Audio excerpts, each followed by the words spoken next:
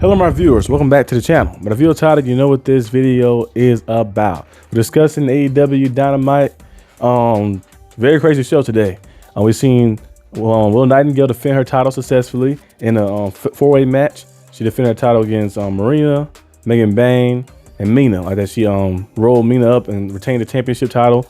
She defended her title 3 times, I think, in 5 days. So she's been doing a very good job. And been the fighting champion, TBS champion. So she's still champ. And also, you look at Moxley defeating Mark Davis, and he and Kazuchika Takeshita will have a battle. This time will be no time limit. No time limit. They will be fighting for the Continental Championship at Revolution. So we'll see what happened in that match. We also seen Hangman Page.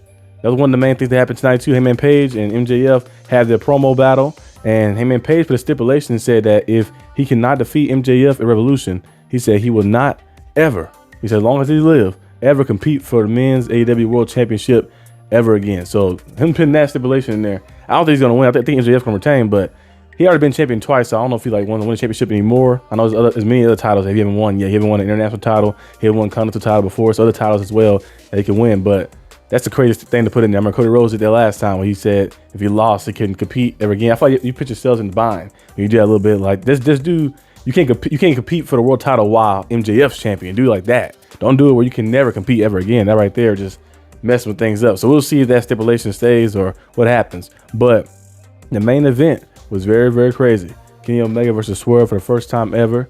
They went crazy. Very good match like that between the two. We probably see another showdown between them two as well. But Swerve and then they was going back and forth like that, and no one really got any leverage over each other like that. Remember the outside spot they had with the Swerve, reversing the Dragonplex.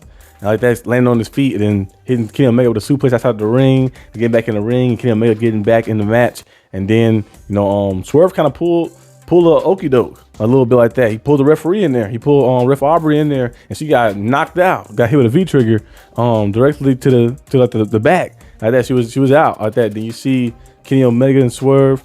They keep battling, and then Swerve takes advantage like that. And then attack Kenny Omega with the house call, and then he does the I think he did a Swerve stomp outside on the apron like that, and then he removed the turnbuckle piece like that, exposed it, hit Kenny Omega up like that, and then hit another Swerve stomp. But then Kenny Omega kicked out. I was surprised he kicked out of that. I thought it was actually gonna be a 3. He kicked out of that, and he kept fighting and fighting. And Swerve found a way to overcome Kenny Omega and defeat Kenny Omega like that with the big pressure, defeating Kenny Omega in their first bout ever.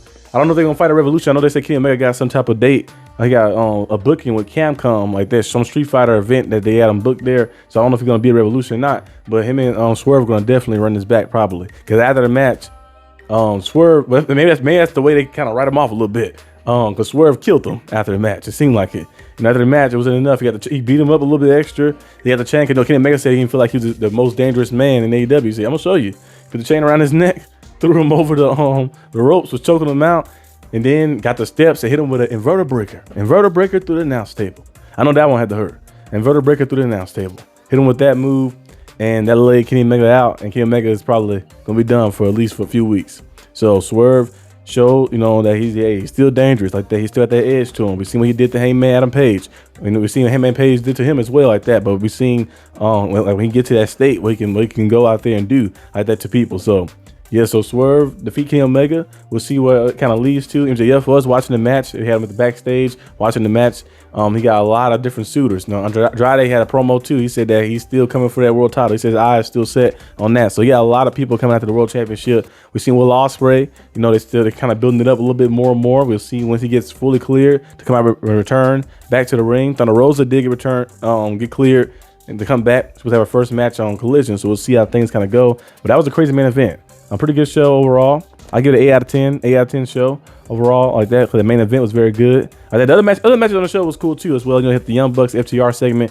I believe it's their 3rd or 4th match they're gonna have against each other for the world titles. But the main event, that was crazy. That was a crazy main event right there. Like that, seeing Omega and Swerve for the first time ever like that, and it built up a lot of story implications going forward. So we'll see what happens, and what continues to go on. I believe the pay-per-view is in March. Collision on Saturday, pay-per-view in March. Trying to see what else. Elimination Chamber is supposed to come out. I think is it this week or next week? But I'm gonna do a video on that too. We'll see what happened like that. I might live stream it like that, but Elimination Chambers come out. I know Jalen Evans gonna be in there. And to see he qualified for that. So be on the lookout for that too. I haven't did the video, I think in a little bit. I thought I need to get back to do it to get kind of get stuff balanced out like that. But I should be able to do the Elimination Chamber one. So be on the lookout for that. But yeah, crazy show, big time show. We'll see how things continue to go. But yeah, that was a good main event right there. Kenny Omega and Swerve like that. So it's definitely not finished. Kenny Omega gonna come back. It might be when Swerve trying to fight for the world title.